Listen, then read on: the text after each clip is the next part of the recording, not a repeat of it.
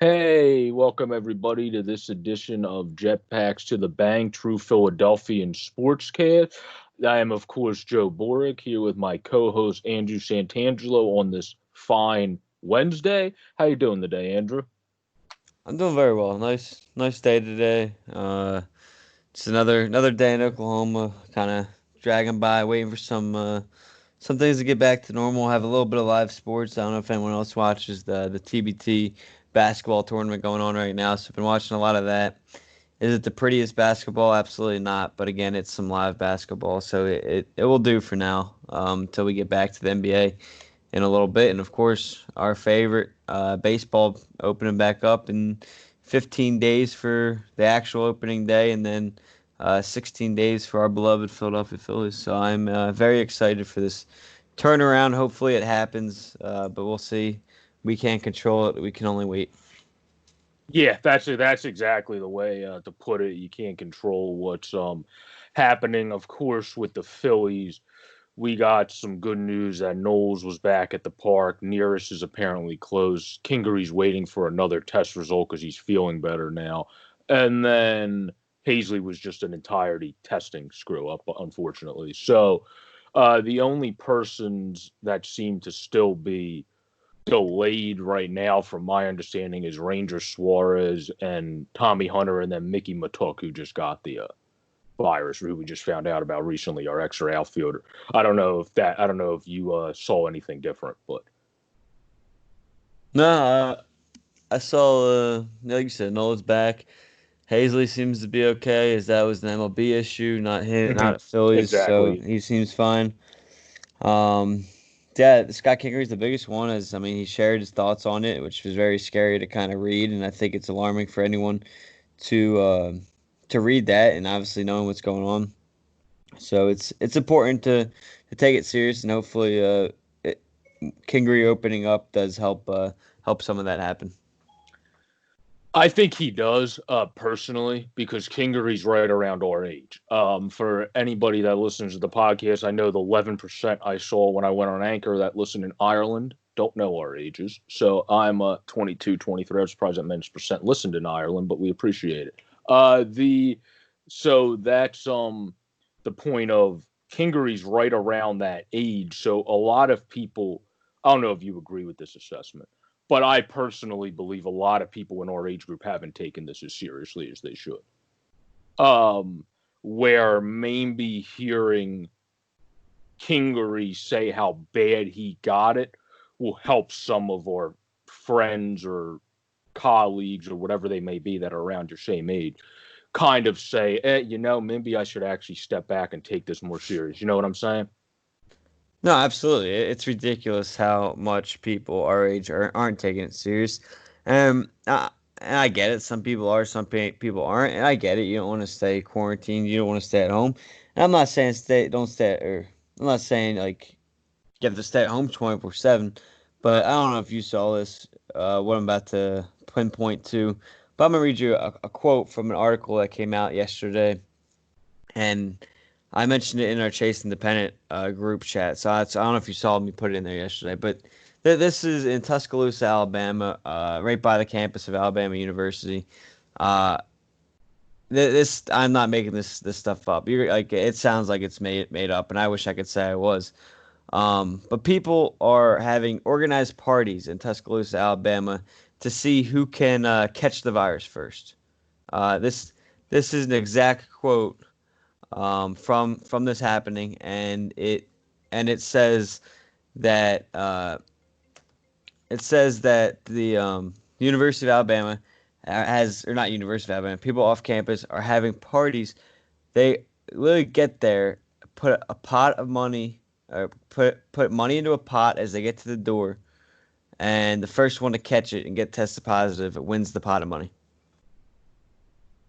Oh yeah. I did see that ridiculous thing from. I think I saw that on Bleacher. Some thing I saw. I didn't see your post in the group, but I did see that ridiculous on Twitter or something. Yeah, that made no. So that's like a frat esque type thing to do. Yeah, it's ridiculous though. Like I don't know what it's going to take for people to start taking it serious, but if people keep doing that, get ready to not have sports in the fall. Yeah, and the Ivy League today, they canceled their fall sports. That's only the beginning. I think it's going to be a Yeah. domino effect. But you know what? If people don't want to take it serious, they're going to ruin sports for Now, was everyone. that a frat at Alabama? Because I didn't read into it that much. I just saw that it was a party that somebody was hosting at Alabama. They did not release whether it was a frat or not, so that I am not aware of. It just the article I read, I think it was on time.com maybe. All it used the words was it just said people were hosting parties to see who can catch it first. It didn't say Okay. if they went to Alabama, but it just happens to be in Tuscaloosa. So people are just assuming these students go to Alabama. Okay. Yeah, they might Nobody can not really give say you for a sure. school. But yeah, it's just frustrating to read because it's like I'm ready to get back to normal, but I guess some people aren't. Well, And that's the way it is. People are think, "Oh, I'm 20 years old. It's not gonna be serious." So they put this thing together. But it's gonna be interesting. mhm. Well, before we go on to the Phillies, because you brought up a good point, we won baseball and everybody wants it back. I think the person that's highlighted that so clearly since coming into his particular camp and on Twitter for about the past 7 to 8 weeks has been Sean Doolittle, because Doolittle came into camp and made it apparent to not take his mask off in his press conference to say, look, like basically we need society to step up. If you want baseball back, y'all need to wear masks. Y'all need to do your part, paraphrasing what he said basically. And everybody, for the most part, gave him props for that, because you always have people that come at people on Twitter. It's Twitter. But for the most part, everyone gave him props for that. And that was something I think also needed to be said, because, yeah, it's obvious, but nobody's following it. So maybe that someone that normally, yeah, Sean Doolittle's not the best thing since sliced bread, but he's been a pretty damn good pitcher his entire career, and he's normally been one of the more vocal people in baseball. So if you're a baseball fan, you know that he's normally someone that tends to talk and normally tends to know what the hell he's talking about. Like Chris Rose said, Sean Doolittle isn't just someone that goes on and on and on. He'll rant, but normally his rants have merit. So that's somebody that I would say people did start to seem to like listening to on Twitter over time, and probably should continue to listen to now that he's back in camp. Yeah, no, I agree with you, and it's a shame because nobody's gonna win. It's a lose lose situation for everybody at this point, and Mm-hmm. it's a shame that people feel the need to rip on people, and I mean, just take in-house Philadelphia for example. Joel Embiid yesterday mentions his fear of the virus, and I mean, pretty much the same fear everyone else has. And he gets ripped on today by some people because people think, oh, he should just get out there and play. I don't know if I mean I know you watch First Take here and there. I don't know if you got a chance to catch it today, but they were talking about it today, and Kendrick Perkins kind of went off on Embiid. I'm like, why does that matter? Like, if the person wants to sit out, if they're concerned, that's fine. Like there's nothing. You know, Yeah, you can't rip on somebody for that. It's the way they feel. Same thing with I mean, we talk about it on here before. We talked about it on Chasing the Pennant on how I mean, I personally feel bad for any player that's going to sit out because there's going to be people backlashing them to just get out there and play. And you see, I don't know if you saw this headline today. I forget who wrote it, and I forget what website it was on. But the headline was Zach Wheeler and Mike Trout already. I don't think it's this exact quote, so I'm paraphrasing it. But basically, the title of the article was Zach Wheeler and Mike Trout are ready to abandon their team and the game of baseball. And they just stopped there. And I'm like, really? No, they're ready to take care of their family, put their health and their wives' health first, and then their future did you newborn watch the and that health KBO? first. Did you watch the It, KBO game on ESPN this morning? I did not. You did not. Okay, no, I know you normally watch. Somehow I ended up watching a game you didn't watch. But they had the Angels and Dodgers reporters. Can't remember his name, but something Gonzalez, I believe. He covers both of the LA teams on as one of the later inning guys. And he said Trout has been so protective, like how we saw him running the bases he's been wearing. He said batting cage he normally doesn't because you're separated more. And then some outfield drills he normally wears a mask also. So Trout's been overly protective. And then Zach Wheeler, you got the same message from him when he had his short media, like 30-second, 60-second blip thing that was on the website for NBC Sports and Sportsnet Central in the morning. So you can tell both of those guys want to play. They just they don't want to let their teammates down as the best way to put it, but they also know that they can't let their family down. Yeah. No, I agree with you. And that's like, it's a shame that these guys are going to get Where negative. Embiid don't have a family. Yeah, I don't even know if Embiid has a girlfriend. So like he might, but I'm saying like he literally like making the decision there to say I don't really want to play, but I'm going to play because I want to be there for my teammates is a little bit easier for Joel than it is for Trout or Wheeler. Yeah, and I just think it's ridiculous that so what if he doesn't want to play? I mean, these guys. Oh, I agree with you, but I'm just saying, don't you think it's a hell of a lot easier for someone that's like in Joel's position than No, absolutely. I'm tired of the media trying to portray them as bad people because they want to do what's right for their health, for their family's health, and etc. Mm-hmm. Like, just because they're playing a game, a sport, and don't get me wrong, most people would love to get out there, Exactly, yeah. and play. But like, you know what? If they don't feel comfortable, they don't feel comfortable. I mean, you look at basketball, a contact sport, you're gonna get sweat, other people sweat all over yourself. Like these guys are gonna catch it. And I know they're in a bubble, but the bubble's not gonna be perfect. I mean, is it gonna help? Absolutely. Don't get me wrong. It's probably what's gonna be allow it to happen. But my point is, like, these guys a couple guys are gonna still catch it here and there. So I just think if they sit out, let them make their decision for what's right for them and their family. And it's frustrating to see the media kind of try to portray them as bad people because of that. And that was Kendrick Perkins that did that. I also just got an update on my phone. So here's the first bit of semi-breaking news on our podcast. But the Angels team agreed to avoid bars and restaurants and wear masks in public during the season. And that's Joe Madden, who has not been known to be strict with his teams. Getting them to agree to do that. So from just reading that, I would say that it would behoove a lot of managers in baseball, especially those that tend to be more hung ho on their team, which is not Joe Madden, to probably do similar, if not the same thing. Wouldn't you think? Yeah, 100%. 100% agree. And that's great that the team is able to come together and agree to that. Now, obviously, that's the first step. Now, the next step is everyone actually needs to listen to it, which, I mean, they should if they're agreeing to it. So I think Like that's a great direction there. So I think it's a great move by the Angels, and hopefully other teams kind of follow suit. And I know you can't because it's a full season rather than just the playoffs and stuff. But I really wish there's a way for the MLB to kind of bubble because I really think that can make all the difference in completing a season or not. Yeah, I exactly agree with that. I think all these precautions, and then you have to really take care of what's going on with the testing. Wheeler, oddly enough, Wheeler, when he said with his testing, it seems like the Phillies, which could make sense because Zach pointed out to me we had the issues in Florida, so the MLB could have just gave us more tests maybe for the next set than other teams since we had a big issue. Same with the Blue Jays, maybe.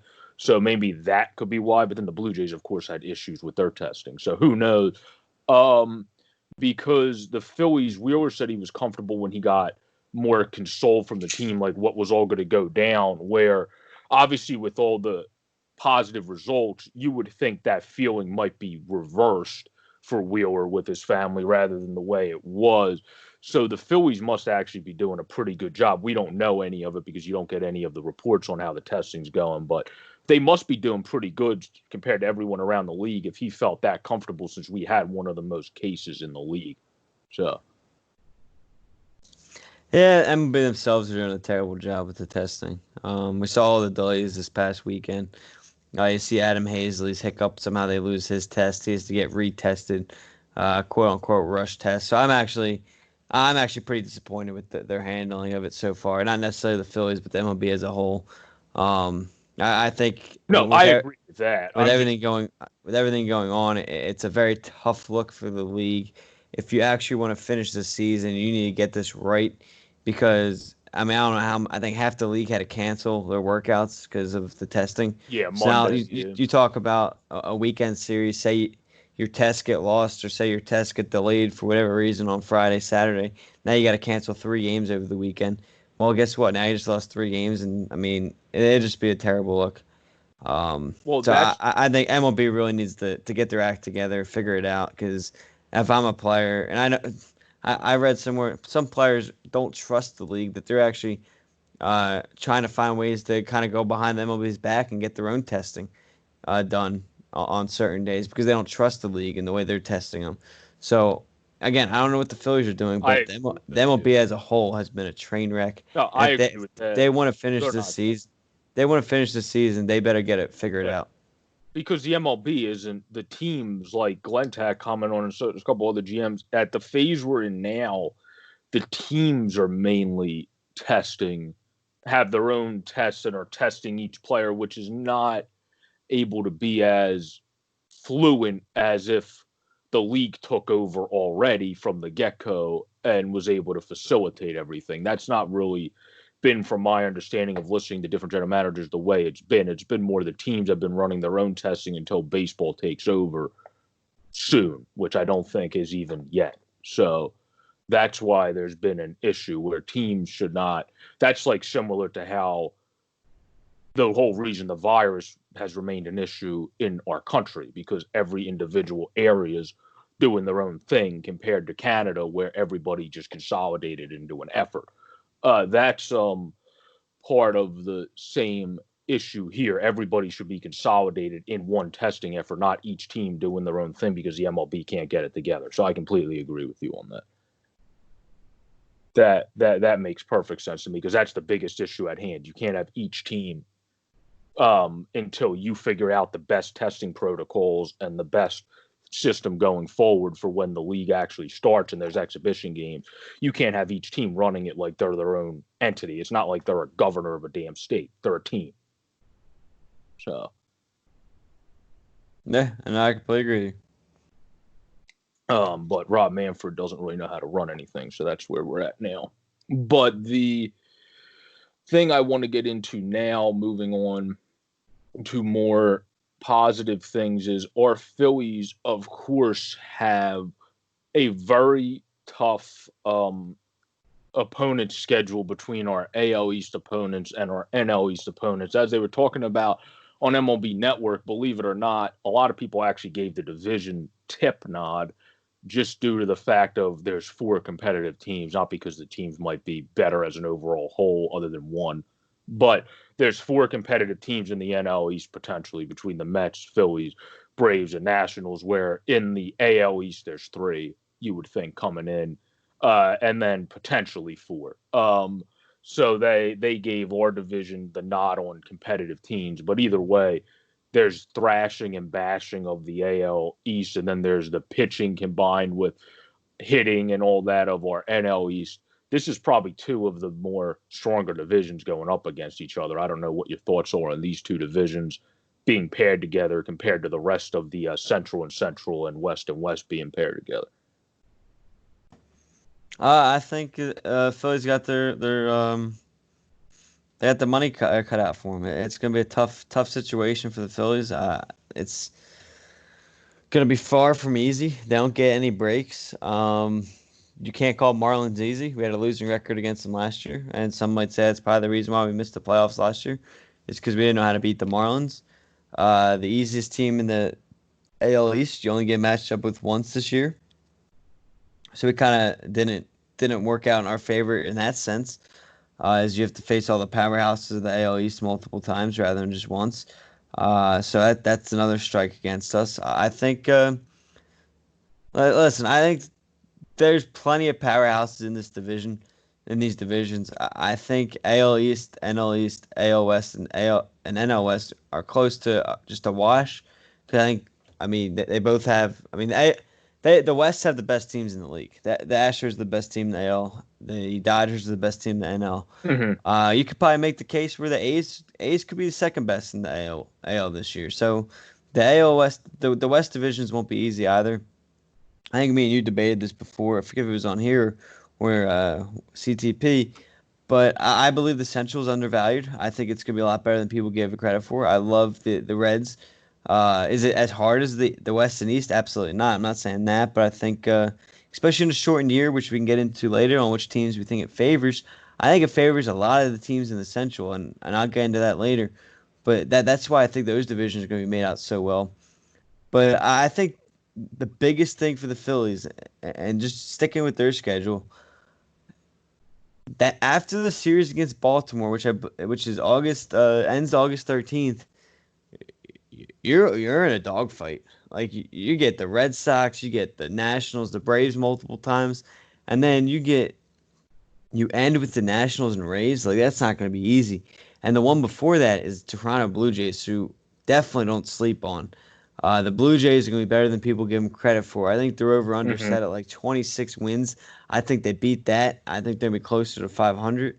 I really like what Toronto did this offseason. I mean, they got young guys like crazy. They bring in Ryu, the big time lefty pitcher who can give the Phillies problems. Ken Giles is a lockdown closer. So they got the back end there, and then like I said, they got, I mean, those young hitters, they got, look out for them. So this won't be easy, and I don't know if we want to do record predictions or whatnot, or we're gonna wait for that on a different episode as we get For closer to the yeah, season. But no, it's the Phillies gotta be ready because their work is cut out for them. That's for sure. for a second I thought you meant for the Blue Jays because you were talking about the Blue Jays, and I was like, oh well, yeah, they could probably win over 27 games. But no, that's a very good point because you have my biggest issue with they were kind of hinting at it a little bit on MLB is the NL Central's pitching combined with how the AL Central actually like the White Sox added Keuchel. Obviously, Texas added what's his name? Corey Kluber. Yeah, Corey Kluber. Yeah, thank you. That's in the West though. That's the Texas in the West though. West. Yeah, you're right. Yeah, but I didn't mean to say Texas. I meant to say the what's it called? The Twins added some pitching because they brought in even though Rich Hill's older, he could still help you. You got and it's the Twins. I trust the Twins when it comes to throwing shit together. Homer Bailey looked good when he went over there for a period of time. Like the Twins have a good enough offense. I think they're outweigh. And the other thing is a team that I wouldn't sleep on their pitching in the Central with Cookie coming back, especially, is the Indians because you now have Carrasco, you got Clevenger, who we know can be a beast, and you have Plesac's nephew, who's pretty good himself, and then Savali's pretty good, and then Shane Bieber. That's a very underrated rotation. My problem with the National League Central is the Cubs rotation's kind of depleting over time. It's not getting better. It's guys are aging and not looking as good, and we'll see what happens from Darvish this year. The Reds looks good. I like the Reds rotation. The Brewers rotation is meh. I don't like it's kind of Brandon Woodruff and then meh. Freddie Peralta's decent, and then the Pirates rotation. Well, they're the Pirates. They're retooling, so that's the Pirates. Then the Cardinals are solid. You have Jack Flaherty. You kind of top heavy still with the Cardinals though, because you have Jack Flaherty and Michaelis is similar to us. They're kind of a top heavy rotation. So I agree. Now that I examined it more, I agree with you guys a bit. The Central's definitely, but I think it's because of the AL Central more than it is because of the NL Central. The team that I think can challenge the AL Central the most is actually the Reds, because if their pitching can match the bats of the AL Central, they're the team that I think can challenge them the most. Because Bauer throwing all in for 60 days is probably going to be something to see. And then you have Sonny Gray, who's been known to be pretty clutch at times. And then you have Luis Castillo, who I don't think we even seen his prime yet. So I that just think both Centrals are open for like that. The cool thing this year about the AL East, the NL East, the AL Central, and the NL Central, anybody can win those divisions. I think the Astros. Actually, even though AL West this year, I don't think the Astros are a lock. I think the A's can do it. I think the Dodgers are a lock, the A's but could do it. I think you're looking at 5 of the 6 divisions where anyone Yeah, but really who would can the win. NL Central is going to, other than like if you Darvish pitches like the thing is, I other could see the Cubs, the Reds, the Brewers or the Cardinals. Any one of those 4 teams win that division. The Brewers would have to be because of their offense, unless if Brandon Woodruff pitches like a Cy Young contender again and Freddie Peralta pitches great, which he hasn't been able to do yet. The Brewers would have to be more offensively based. And bullpen based, because Josh Hader would have to, like Chris Rose predicted him to win the Cy Young. If Josh Hader wins the Cy Young, then yeah, they'll make the playoff. But that's the way I look at it. I think they need to be more bullpen run, where the Reds have a pretty solid bullpen combined with 3 pretty good rotation pieces. That's kind of more what I was looking at. But either way, I think the Phillies' biggest competition, honestly, is going to be, we struggle against odd teams, and we opened the season, I know we talked about it on CTV, against a team that we always struggle against, the Marlins. I would almost rather open the season against a good team. Like, seriously. Like, I would almost rather open the season like we play the Yankees second. I would almost rather flip that, because then the Phillies would come in and say, oh crap, we're playing the Yankees first, so we actually have to get together and do what we're supposed to do. Where playing the Marlins first, you might come in a little loose and all that, and then just get walloped in the first 2 games or first game by the Marlins, because you're like, oh, we're playing the Marlins, we'll be all right. Even though from last year you shouldn't have that mindset. That's what concerns me the most, because if the Phillies struggle in that first series, yeah, after the Yankee series, like you said, we have a couple that aren't insanely hard, but they're still, well, Baltimore's not that great, but the Blue Jays are still a good team. Like, that's something that concerns me, because I don't want, if we struggle against the Marlins, the Yankees could bury you, and then you're down. You're already like, what, 0-6 or something like that at that point, or like 1-5. Like, that's a pretty big concern for me potentially, because I don't love our odds against the Yankees if we don't have a good first series against the Marlins. You know what I'm saying? Especially since we're not going to have pitchers at that point. Yeah. No, it's going to be interesting. Yeah, the beginning of the season is not easy. It's really our schedule does not bode well for a good start or a good finish. So then we play the damn Marlins again after the Blue Jays. Our schedule is literally the worst for the Phillies. It's the Yankees, who we normally don't do well against when we play, because we don't play them enough. And then the Red Sox we do adequate against. The Blue Jays is kind of 50-50. But then the Marlins we suck against. So you have like an opponent you normally don't do well against, a 50-50 opponent, and then one that stinks, but you suck against them. So as your first 3 opponents. So that, yeah, it definitely doesn't bode well. Actually, as your first 4, because then, like I said, the Marlins we go down to the Miami. So yeah, no, I completely agree. So, I hear you. Yeah, I mean, I don't. I think this season hinders on and I think I said this in CTP when Shane asked what the over and under would be, where we were at, which I think was like 33.5 or something, if I remember correctly. Where we were at was about right where I would have us as our cap. Because of our pitching, I think at most the Phillies would win 33 to 34 games.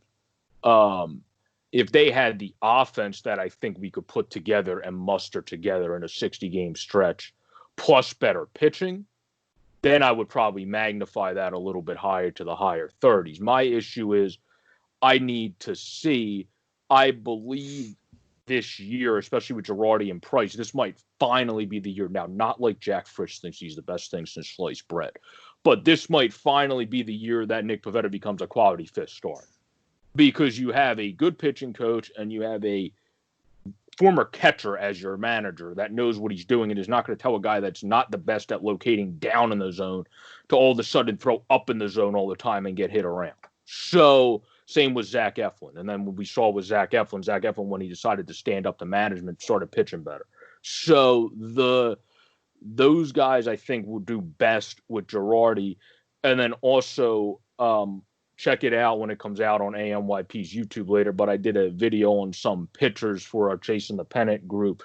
Arrieta is another guy. I think I'll just leave it at this for now. Early in seasons, if you go back and look at his numbers in 2018, Go back and look at his splits because you'll be surprised how he only actually had like 2 really bad months that brought his numbers up. In 19, it was a little bit different, but he still had a pretty good 60-game stretch.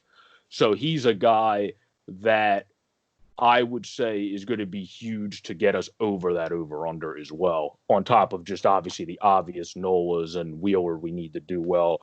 And hopefully, like he said, he's only out for 5, 6, 7 days at most when he goes to because he said it would be 3 days and he has to pass a test twice. So he said throw a couple days. So it seems like it would be about a week at least. But it wouldn't be the 14-day quarantine we were thinking of, then another week, because that's not anything he talked about. So it seems like baseball doesn't have that in place as of yet, at least. So those are guys that we need to step up, and Spencer Howard. But Spencer Howard, I think, is a given for most people at this point, since everybody loves the kid and thinks he can step up. So, I don't know if you agree with that. Don't you agree that pitching will be what holds us back from our over-under, not offense? Pitching is absolutely going to hold us back, and I said this on before on yesterday's episode of CTP, and that's Phillies. When Phillies schedule came out, I looked at it.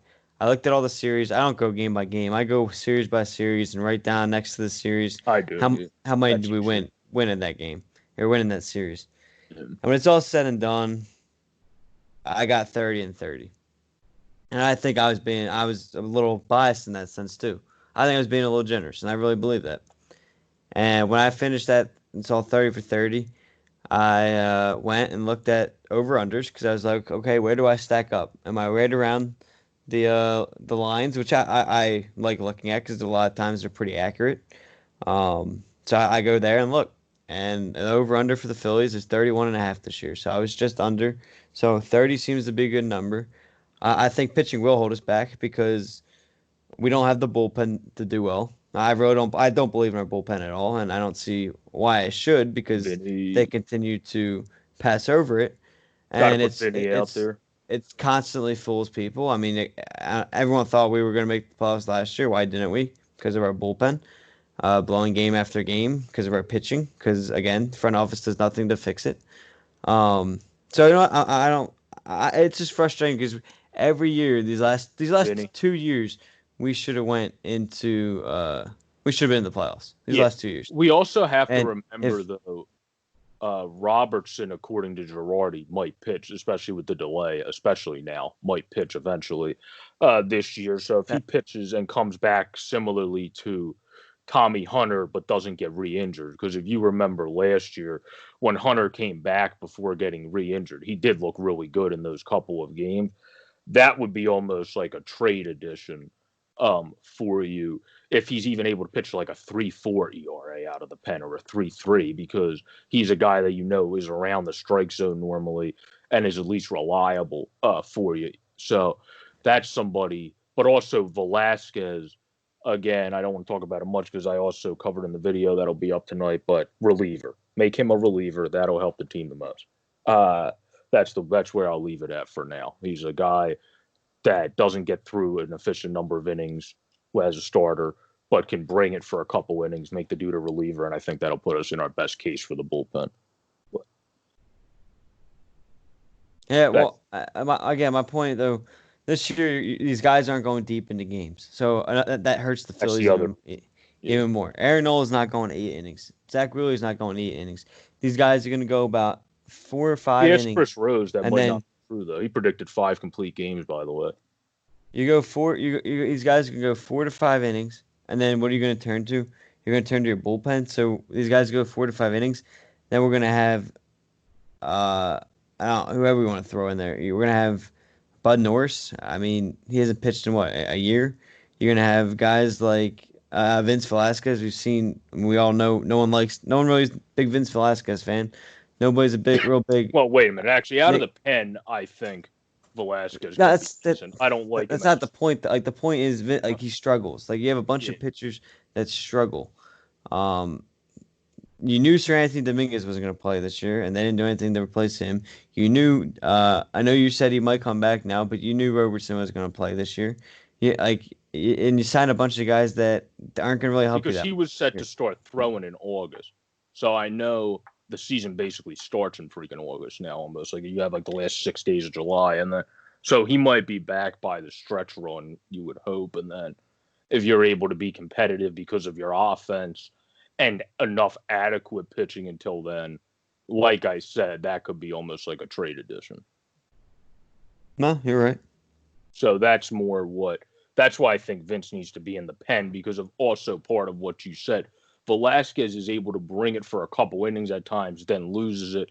He can even probably eventually be a 7th or 8th inning guy, but he could also be, when your guy only can go 3 innings to start, you're a guy that gets you through the 5th maybe and just comes in, because Nola's obviously a completely different pitcher than Vince. Vince is a gunner that just goes right at you, where Nola's a guy that uses every corner of the strike zone and is great at pinpointing pitches. That's not Velasquez. So mixing those two guys will probably work well, potentially to throw off guys as well. But that's why I think he would do best in the bullpen. And no matter what, whoever doesn't win that 5th job is probably going to end up having that role in the bullpen, whether it's Vince Velasquez or Nick Pivetta, one of those.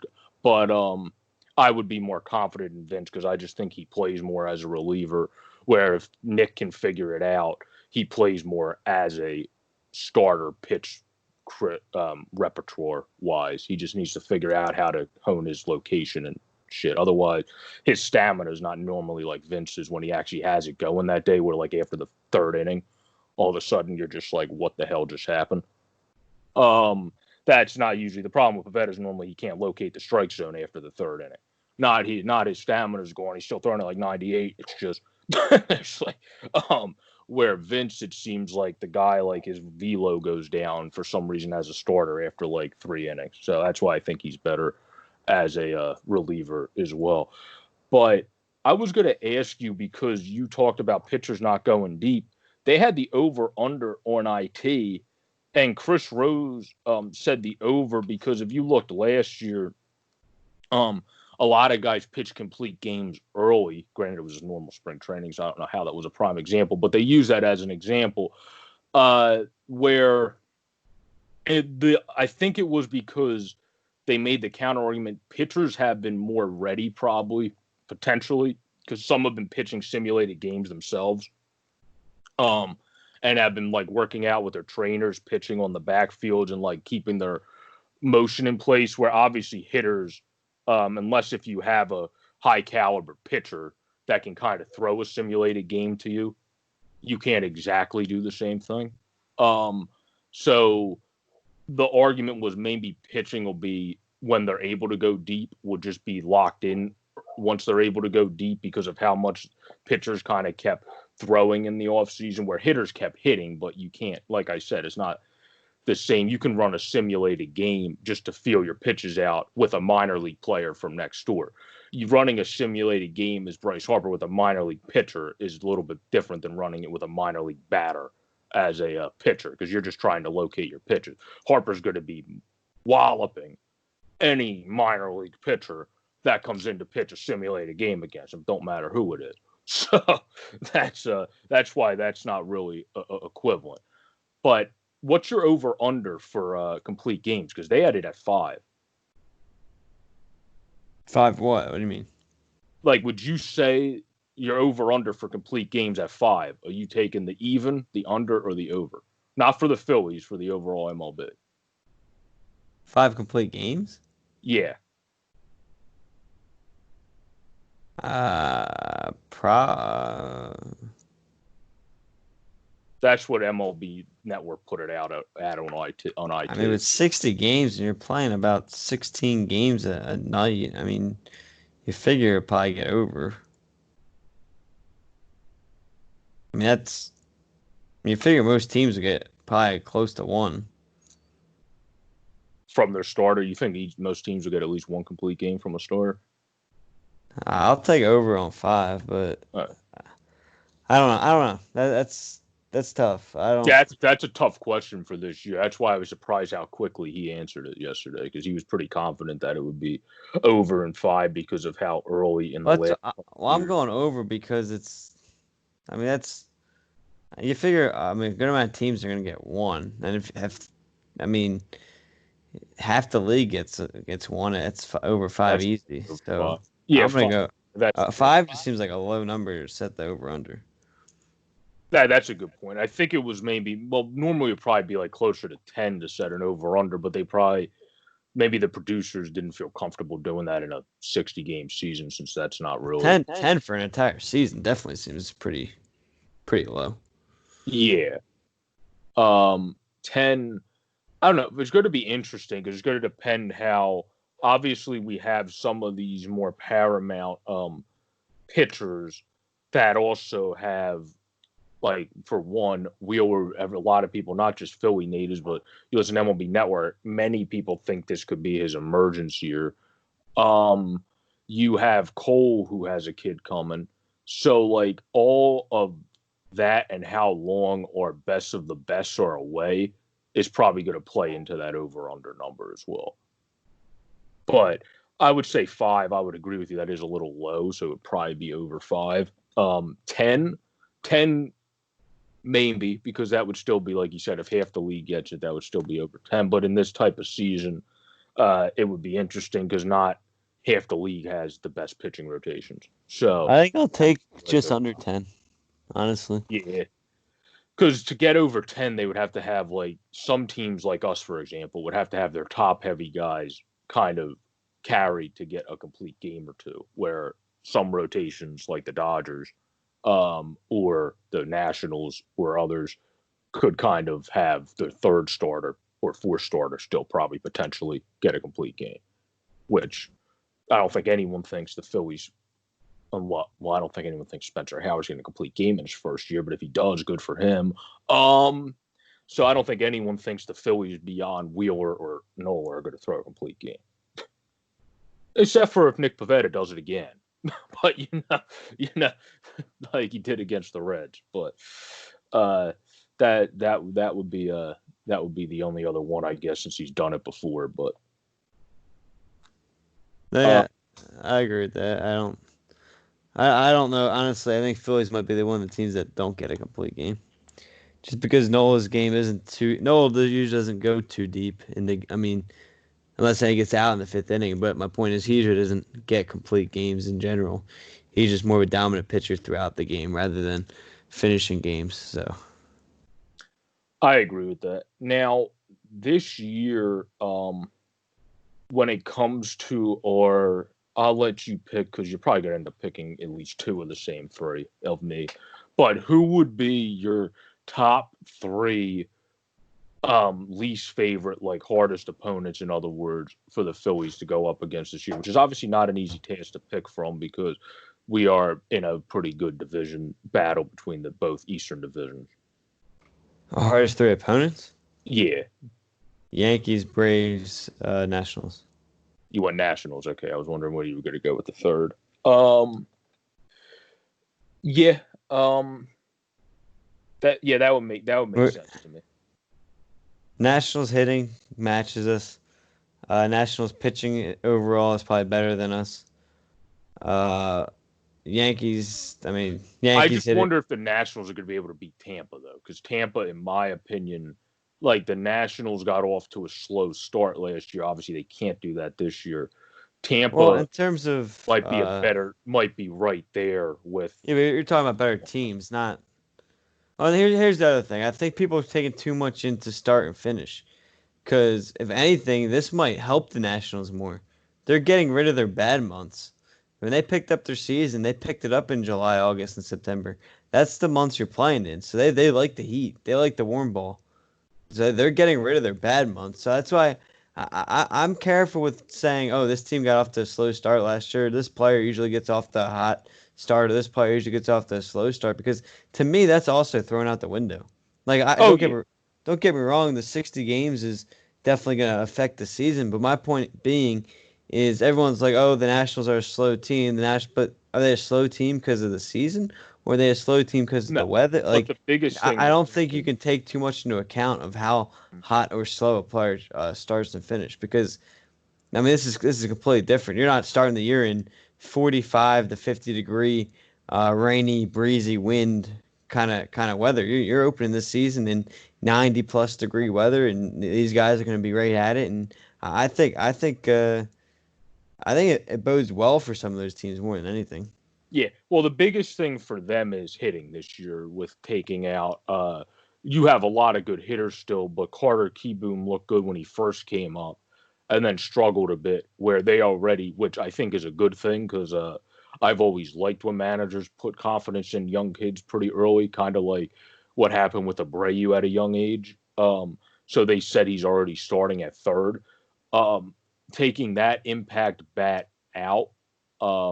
Depending what obviously the Rook's able to do is going to factor in a little bit, and also health. The Nationals have a couple guys that have got banged up over time. Some guys that are older now, and then other guys that just have got banged up over time, like Adam Eden, for example. So that's another side where the Rays don't really have it. But the reason the Rays are a dangerous team is they have obviously very good contact hitters mixed with power. Now they also added Hunter Renfroe, obviously, and for some reason they felt they needed to get another, add even more fielding. Obviously, they also added Tsugo. I think that's how you say his name, Yoshi Tsugo, the guy they got out of Japan, who's a pretty good hitter as well. So they added him, and Meadows is a beast. And then they felt, you know what, we don't have enough good fielding with Kevin Kiermaier, who could probably win Gold Gloves for a living if the MLB wanted to give them to him every year. So let's get Manuel Margot, just in case anyone makes contact. It ain't getting down in the outfield. So like the Rays are a team that kind of built their team. Brandon Lowe's great. And then their pitching, like their pitching, they know how. Talk about an organization that's the opposite of us. They know how to bring in pitching and also not known names that then become solid pitchers for them. Like Oliver Drake pitched well. You got Chaz Rowe. Like none of those guys. Ryan Yarborough, until he finally started pitching well, until he pitched well with the Rays in the recent years, wasn't a known commodity. Like they are just so great at finding pitching. That's a team because of their offense combined with their pitching. I think honestly, some people said they have a chance to beat the Yankees, and I honestly think they do. Because if Garrett Cole is gone for a period of time, that's going to really hurt the Yankees, especially if Paxton ain't healthy. Because Dan Plesac said it exactly right yesterday. You can't afford to have Paxton miss a couple starts in a 60-game sprint like he normally does. Yeah, it all kind of depends on the health. So yeah. I mean, if Cole misses time, yeah, obviously, I think then they'll have a shot. But with the roster structure right now, I think it's the Yankees' division to lose. But like I mentioned before, they're one of the divisions that are wide open. So yeah, absolutely, they have a shot. And the only division I really I think think they're wide open only because of Tampa, though. And I'm a Red Sox, like the Red Sox are my second team, but personally, I don't think they have a shot. that still makes it open for the division. Oh, yeah, I know, but Um, I'm saying, the like, only the only division I really don't think is the only division I'd be surprised if a team doesn't win is the Dodgers. Every other division I can see anyone winning. I can see Yankees, Rays. I can see Braves, Mets, Phillies, Nationals. I can see Cubs, Reds, Brewers, Cardinals. I can see Astros, A's, and then I can see White Sox, Indians, Twins. So yeah, no, I really think it's wide open this year, and that's what's gonna make it fun. I mean, don't get me wrong. I wish we had a 162 game season, but the 60 game season it's gonna be a fun year to look at. yeah. Well, that's because the Dodgers, I agree with you on that, because the Dodgers, big thing too is the guys in their lineup don't have, again, the history of missing games that the Yankees guys do. So if you could peg a team to guarantee potentially to win their division, that would probably be the Dodgers over the Yankees. I don't know if I agree with that. I'm being honest. You could have Justin Tur- Gian, yeah, but Justin Turner also isn't going to be, as now that you have Corey Seager coming back in, who's Max who's Muncy. also who's also dealt with a lot of injuries. Yeah, but Gavin Lux is a top prospect who's coming in for you, and then Kike is a great all-around player. Justin Turner, because of the emergence of Gavin Lux, as long as Seager stays healthy in a 60-game sprint, and I think he will. He's coming back off of a big surgery that I think will finally help him. Turner is kind of older now. He'll probably mostly DH is what they were talking about on MLB, and then I think that will keep him healthy, if not for the whole season, for the most part, because Justin Turner also has recently started getting banged up more in the last couple of years of his career, where Stanton has got banged up like Biscuit said on chasing the pennant, DHing. Like Yeah, I don't know if that's Turner. what I don't know if Turner would DH. I don't know if I agree with that. his fielding has been I down a bit too. That's why he could DH. I'd rather him at third, and you get AJ Pollock or Jack Peterson in the lineup and DH somebody in the outfield.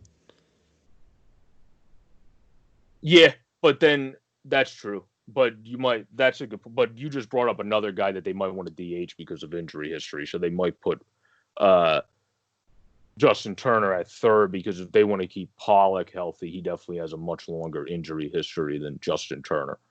So That's my point. yeah, I'd keep Turner playing. that's a good point. That's a good point there. Yeah, because you definitely want to keep a guy like Pollock healthy. That can be a secondary contributor for your team. Um, in this type of season. So no, that definitely makes sense to me. But other than when AJ Pollock's not DHing, I do think Justin Turner might get the second most time at DH because he is the most aging player on the roster that's still very good. So they probably would want to give him some rest on his legs. Yeah, I mean, it just all depends on the given day. I mean, like I said, Dodgers they're filled with their fair share of injuries. I mean, Max Muncy he hasn't played more than 141 games in a season, so he has trouble staying out there. I mean, Alex Wood's dealt with his injury. Julio Urias has dealt with his injuries. Kershaw has dealt with his injuries. So that's been a lot of Dodgers' problems. I feel like 'cause they deal with a lot of injuries too. But luckily for them, they're the deepest team in the league. So I'd say Muncy needs a break. You can move Bellinger to first, and then open up an outfield spot. You can have Bellinger in the outfield. You mentioned your Renike Hernandez. I mean, he can play all over. Chris Taylor can play all over. I mean, it's just what makes the Dodgers so good is even if they do have an injury, and I think that's why they're able to. It doesn't seem like they get hurt as much because they're able to Well, I cover it. think They're it also covered up seems they don't get hurt as so much much as better than yeah. so many other teams The can. Dodgers also tend And to luck out over the Yankees. The Yankees, whenever they get they'll luck injuries, tend to out. They're have just built big. They tend to have. Well, no. The reason I was saying that is the Yankees tend to have. And I feel, and I don't like the Yankees, but I feel bad because of how great these two players are. Whenever Stan and Judge get injured, it tends to be for weeks at a time normally. Where at times when guys went down for the Dodgers, it was like, oh, they're day to day, or they'll be out for nah. a week. I disagree with that. That's more what I was coming from. Other than Corey Seager, but Corey Seager also took a lesser role, and then you had other guys step up for them because of Corey Seager getting injured, like the Chris Taylors of the world when Gavin Lux came up. Kike and others stepping up as well. And then Matt Beatty, when he came up, also tends to hit pretty well for you as a first baseman. So they they have a pretty deep. And then Muncy himself, when he gets banged up, he's usually only for a couple days at a time. His biggest injury, I think, was a couple weeks in his career. So that's why I think they normally do a little better than the Yankees. Kirsch had one extended injury, but recently. But other than that, normally it's like missing a start or two. So. I disagree with that. I mean, these guys missed a lot of games. That makes it more than a week. Um, I mean, what? I mean, 2 years ago, Kershaw I think missed almost half the year. Well, that's why I Justin said other Turner than missed that one almost. big injury. That was his one big injury. Other than that one big injury, Kirsch doesn't tend to miss a lot of time. That was one big injury in what, like 12 or 13, however long he's pitched. So that's more the point I'm getting at. Other than that, normally he's only missed like one or two starts at a time. So what makes you think that's going to be a issue again when it's not like he looked injured last year? That's all I'm getting at. Like, didn't Clayton Kershaw look healthy? He pitched to a low 3 ERA. He just didn't pitch like Clayton Kershaw, but he still pitched good. No, I mean, he pitches fine. I never say he was a bad pitcher. I'm just saying these. I mean, Dodgers have had their fair share of injuries. Is all I'm saying. I don't think they're as healthy as you're making them out to be compared to some other teams. I just think they are because the Kirsch injury was one huge one. Kerner had one bigger one in his career. Then it's been a mix of different. Muncy hasn't even had a huge one yet. He's just had 2 weeks, 3 weeks at a time stuff. But where the Yankees have had Judges had big injuries, Stanton has had big injuries, Aaron Hicks, who you got, had to get Tommy John. Like all those things. No, I get that, but I guess we'll agree to disagree. My point is the Dodgers have had the same injuries.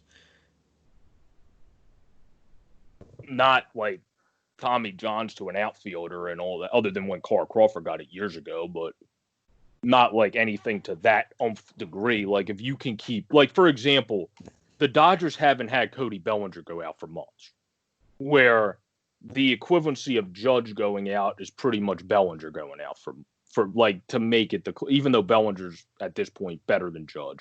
Until Judge is able to stay healthy and put himself back.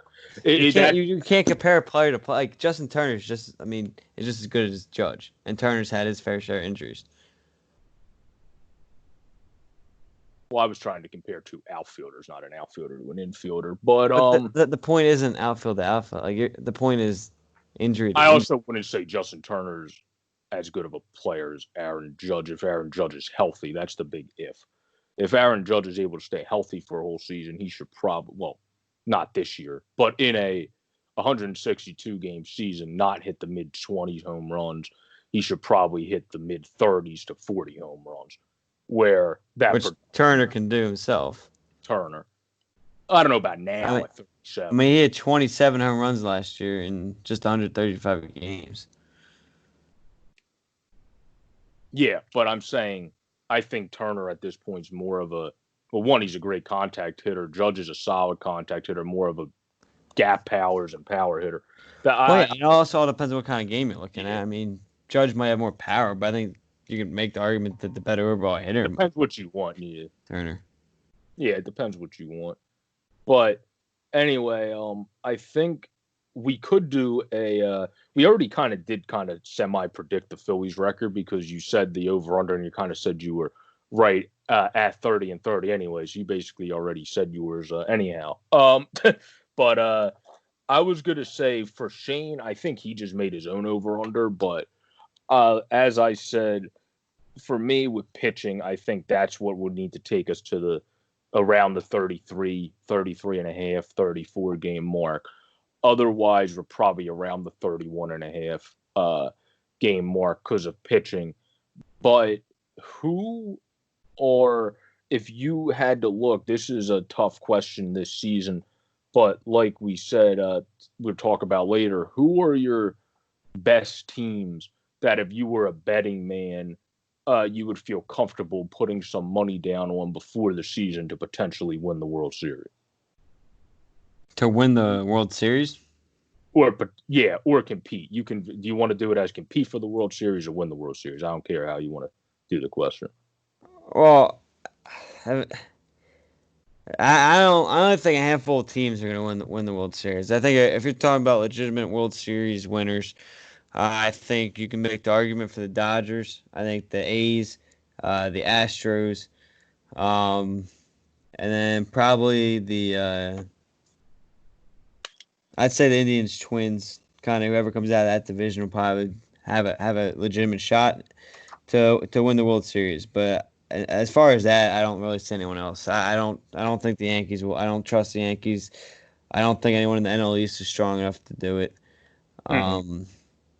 You know who I do think is strong enough to do it, and people are probably going to think I'm a fan of them in a hot second, but I'm not.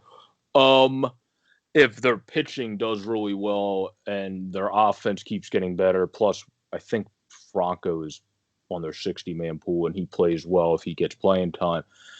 The Rays are a team that could compete for the World Series. I think they have a better chance, honestly, because of the way they're built and don't have as much injury concerns going in for me other than with Austin Meadows, but Austin Meadows also can DH. And their prospects that are part of their 60-man pool, that's a team that I like going into this season a lot. I'm not too high on them. I think they have a lot of holes on their team. I don't see many positions on their team that They were good last year though, and it's not like they changed much. I'm not saying they were good last year. I'm just saying actually. I'm just saying their names to me aren't solidified players. To me, they still Still have question marks surrounding them. Um, But they I don't never know. are though. Like Was when that the Rays never are though. Like that's never just are kind what? of how the Rays. Normally, when the Rays win, other than back when they played us, they're kind of do it like the A's do. They have a mix of like one guy that people know around I, the league, maybe two, three guys, and I then I it's all. understand that, and I think they can compete for a playoff spot. But I don't see them as legitimate World Series contenders. Like I just don't see how. I don't think their team matches up well with a lot of those AL competition. I mean, again, I picked the Yankees over them. I picked the Twins, Indians, possibly the White Sox over them, and then Astros, A's. So I'm looking at 6 teams, at least 6 teams, or at least 5 teams, give or take one or two. Because who knows what? I mean, if the Red Sox are healthy, they could probably give the Rays a run for that second spot in the division. But Oh yeah, obviously, but the losing Red Chris Sox are Sale. Yeah, unhealthy. so that hurts. But so I really think the White Sox though could give them a run. So I really don't think I don't even think the Rays are locked for the playoffs. Yeah, I think they're making the Okay. playoffs. I don't agree with you on that because Well, they have again, they I have I view the A's. I think Yankees win the division. The Astros will probably get the division, and then pick whoever you want, Twins or Indians. But I think the loser of that division will be better than the yeah, but A's, we also or have the to. loser of that division will be the better than the Rays. And I also think the A's are better than the Rays. So honestly, I will have the Rays on the outside looking in. We also have to remember they're the Rays have well, one Willie Adams is a pretty solid infielder that came up for them himself. They have Wander Franco on their 60-man pool, who's one of the best prospects in baseball. So if he gets some playing time and Yeah, plays but well, I'm not that's a counting. I'm not that's a counting game. on a That's prospect a without playing a potential game. game changer. Jose Martinez as a DH is a great hitting DH.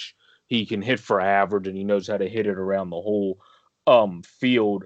Joey Wendell to me is a pretty good player. He just knows how to put contact on the ball and not have issues in terms of having a high strikeout rate to me at least. And Hey, then he'd be bad 231 last year. you He's you not. have you have Nate Lau who's developing. Yeah, but he struggled. I'm talking about I don't like stats. He struggled at times last year. He had a hot rush because I remember watching an interview on IT when he was doing really well. Then he came back down to earth. I'm thinking this might be a year he's able to put it together. He had an off season. When you see signs from a player, normally you want to go into the next year and see what you can see, just like you want to see that with G-Man Choi because you saw great signs with him. Mike Zunino is just a pretty solid fielding catcher that has power. But then you have Braseu, who is maybe a potential decent guy for you. Nate Lau, though, that's a guy, depending how well he does, because he has a lot of pop in his bat. He's a guy that playing more potentially this year could do something for you. And then Daniel Robertson's a guy that's basically a Chris Taylor. He can move all over the place and do whatever. But the big thing for them, and then they have former Phillies prospect Dylan Cousins. I forgot to point that out just to give a shout out to Dylan Cousins and PA native Brian O'Grady, who both have power. But their pitching is the biggest thing. Usually the Rays don't even win by their offense, they win by their pitching. And you have Jose Alvarado, who's one of the best developing relievers who didn't even fully hit his peak yet, which is ridiculous to think that. Uh, Yarborough is obviously a very good starter at this point. I think he showed he's a pretty good at least three. And then Snell's Blake Snell. Glass now is very good and probably is a guy just like Bauer playing in a 60 game stretch might benefit him because those guys are just going to probably just bring it to the fullest extreme, knowing they're only playing 60 games and they have absolutely disgusting stuff rather than holding back at all. Where Trevor Richards is a pitcher when he went to the Rays, and I know Pitching Ninja did a video on or a thing on this too with his movement and stuff. He was on the Marlins. He was a guy when he went to the Rays. I was like, oh Christ! Of course he went to the Rays. Now he's probably going to turn into like a 3.3, 3.4, 3.5 solid pitcher. Where I think he probably could do that with their with how good they are at getting pitchers to figure stuff out down there because he does have the movement and ability to locate the strike zone. He just was hitting the money parts of people's bats too much, and the Rays have had pitchers like that and fixed them in the past. So I think their pitching is going to, especially their bullpen, even though they might not have the most name guys, some of those guys did pretty good last year, and you're going to be able to have guys that just have firearms like Covey, who might not have a lot of experience, but some of those guys, I mean, in this type of season, it's going to benefit some of those teams that have those firearms the most because those guys are just going to bring it. The Phillies, like us, we don't have the most abundance amount of them either. That's part of our problem.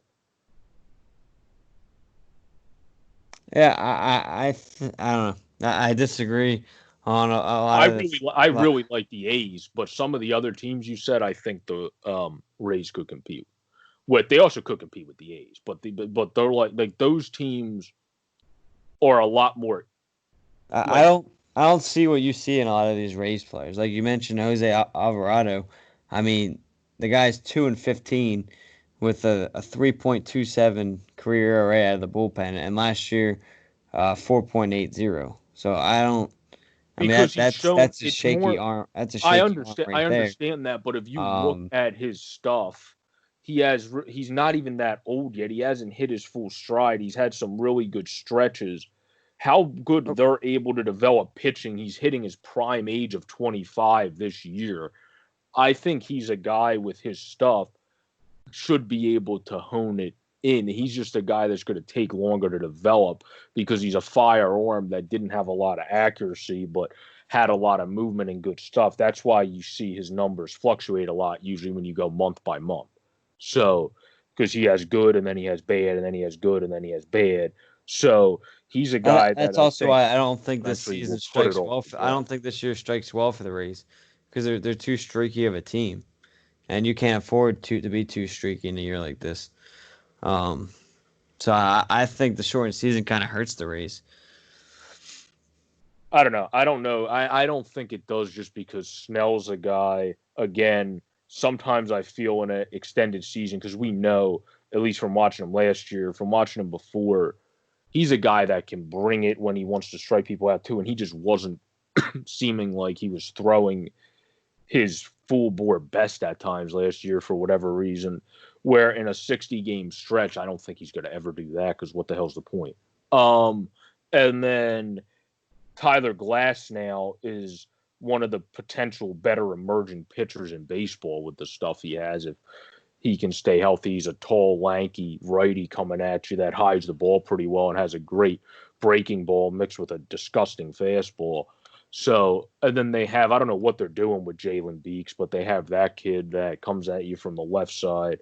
He could be a reliever or a starter. I mean, they have young guys that I don't think has really shown themselves fully yet, and the Rays have still been successful while those guys have had their ups and downs and have been a very good team. That's why I believe in them, because if you've been that good in those times of when some of those players have had ups and downs and won 96 games last year, that speaks a lot of volumes to me to say, oh, well, I think these guys have a chance to put it together because they're good young players. They haven't put together yet. If they do, well, that team's not going to have any issues, really. They won 96 games with having the issues you highlighted. Yeah, I mean, you make the same argument with any of the other teams. So I think again, I mean, you look at the Indians; they dealt with injury after injury last year. You had Jose Ramirez get off to a terrible start. Francisco Lindor took a while to get going, and they won 93 games. And I feel like they had to fight more adversity than the Rays did. And I think from top to bottom, the Indians are a much better team than the Rays. I think the Indians and the Twins are a better team than the Rays. And again, what the White Sox did this offseason, I think the White Sox on paper are a better team than the Rays. And again, what they did this offseason, I think the White Sox make that jump, and I think they'll pass the Rays in terms of a better team in the AL. I mean, top to bottom pitching staff, I like the White Sox. If you include that bullpen, I think the White Sox bullpen can be pretty good. You compare catchers. I mean, Yasmani Grandal is probably the one of the top catchers outside of JT. Jose Abreu is better than probably anybody on that in that Rays offense when he's at his best. Makata really came along and showed his potential last year on what the prospect he really should have been. Tim Anderson is a phenomenal shortstop. I mean, Edwin Encarnacion at your DH. Nomar Mazara, who's pretty good with the Rangers. You bring him in. I really like what the White Sox No, did. they had a really good offseason, but they also could win the division. And then the same token with the Indians has to be kind of like I know Chris Rose kind of has gotten at a couple times. Their pitching is not as much of a question as their consistent hitting. They're going to have to be consistent hitting in a 60-game season and Yeah, not have. I trust their consistent hitting more than the Rays when they get. I mean, I don't know. I'm not as high on the Rays as everyone else. I mean, you bring a guy like you look at like The thing is, though, their team it- looks better this year than their 90-win team from 18 because their 90-win team from 18 had, well, basically a similar catcher, a guy that, well, except for Wilson Ramos, can't field. Jake Bowers is basically similar to Nate Lau or anyone else they can put at first base. They still had Wendell Adams played then. Tommy Pham was on you the talking team. about Brandon Lowe? They shouldn't have kept. Huh? You talking about Brandon Lowe? No, they have Nate Lowe on their team. The Rays? Huh? The Rays? In this year, yeah, they have the young first baseman Nate Lowe on their team. I was on the roster. I don't see him on the roster. That's why. They have a guy Brandon. That's why I said him. No, it's he's well, it might be because he goes by Nate Lau, but his first name's actually David. But he goes by because his middle name's Nate, and he always goes by Nate Lau. So maybe it's under David. That could be the potential confusion there. But he's another guy that's coming into his prime age at 25 that doesn't have a lot of experience. So I'm just thinking they have a chance and to potentially do something if those guys pull it together. Again, it's an if, but also the White Sox brought a lot of guys in. Mazara has a high strikeout rate. He's a good player, so that's still an if. And then Dallas Keuchel this season could benefit him or it could hurt him because of his injury past. It depends how coming back quickly can hinder guys like that. But it definitely could help him with the fact that. So I see what you're saying with the White Sox, but I also think they might actually have a chance to win that division because they could potentially hit more consistently. And if Keuchel doesn't get injured, what I was going to say is his first half was really good, and then he kind of was good but dwindled and looked a little bit tired, getting tired towards the end of last season. So this probably would benefit him the most if the rush doesn't hurt him arm-wise. No, I agree with you. They can, but to me, again, that would just make it harder for the Rays because I'd take the White Sox, the Indians, and Twins over that Rays team, especially with the schedules that each team has. Like Rays got to go up against. I mean, we already mentioned how difficult the Phillies schedule is. Well, that's also why I think they have a chance to win because you brought up the point that I'll close out with the Rays. If the Rays guys really get going, they have young guys. They're going to be thriving. I agree with you. It's going to be hard for them to match up against those teams. But my thing is, I have faith they can insert it in, especially one game matchup in the wild card because that's a 50-50 shot with some of those teams if you can put your best pitcher out there. So or Glass now because he's very good too.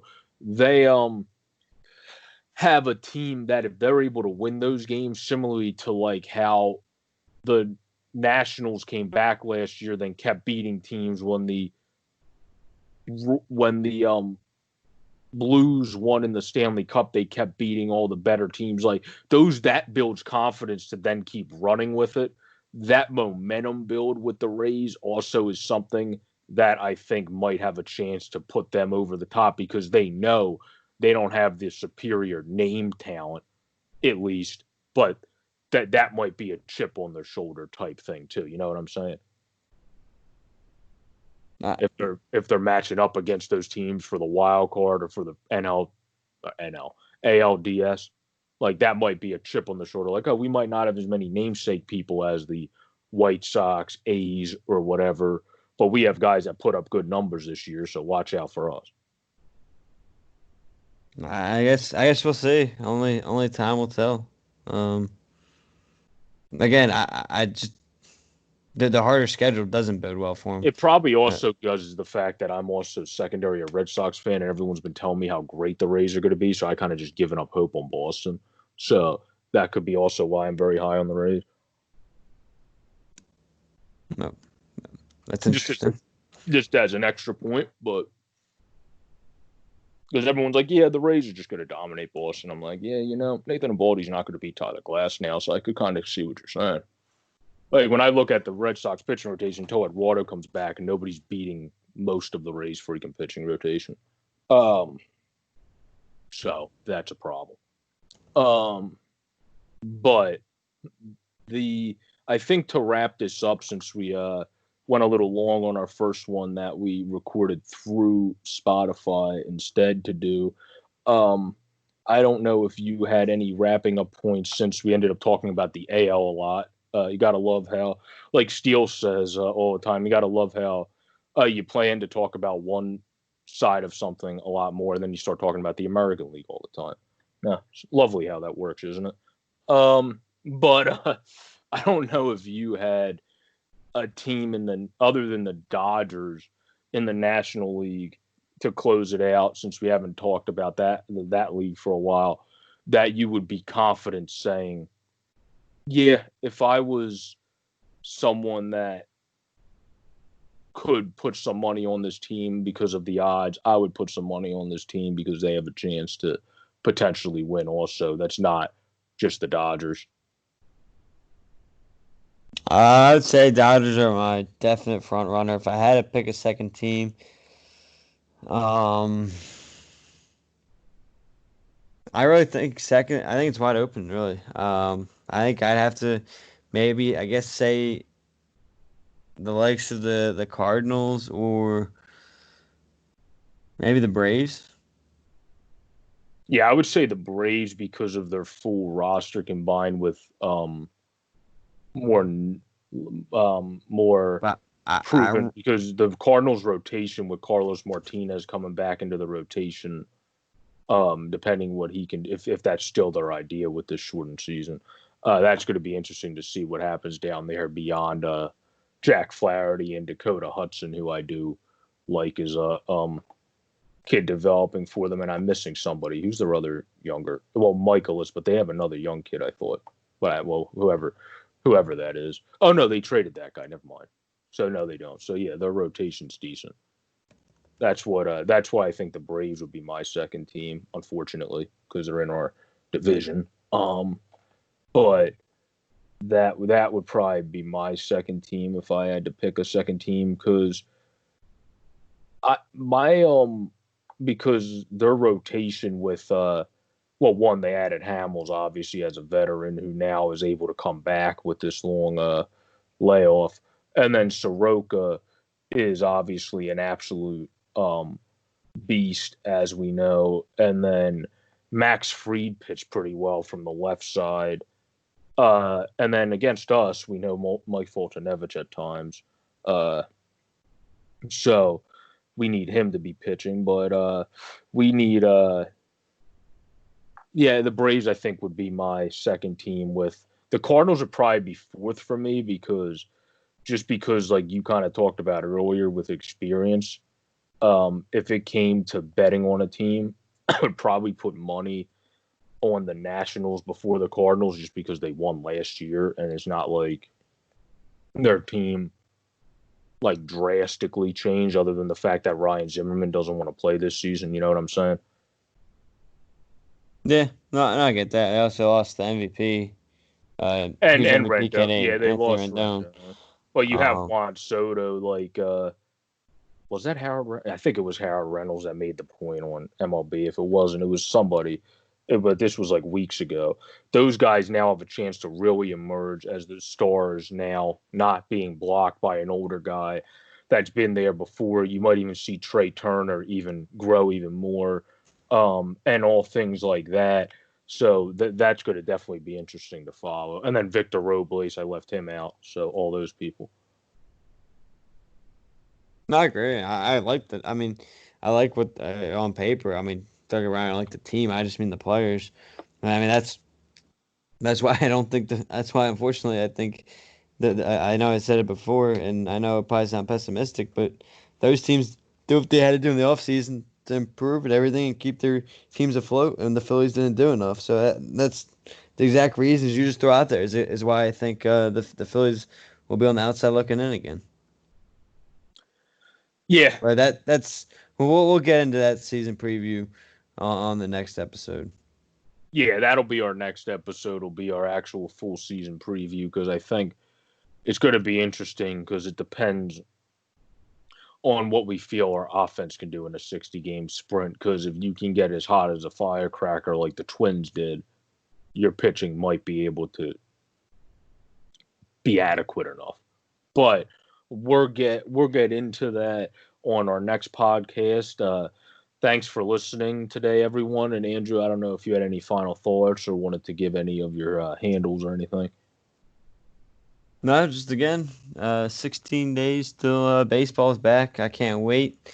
Don't get me wrong, I've loved watching the KBO League, but I'm ready for the MLB to come back. And again, just continue to stay safe, wear masks, do the right thing, help us all get back to what we want to do in the fall, this upcoming fall. But my Twitter is AJ underscore Santangelo.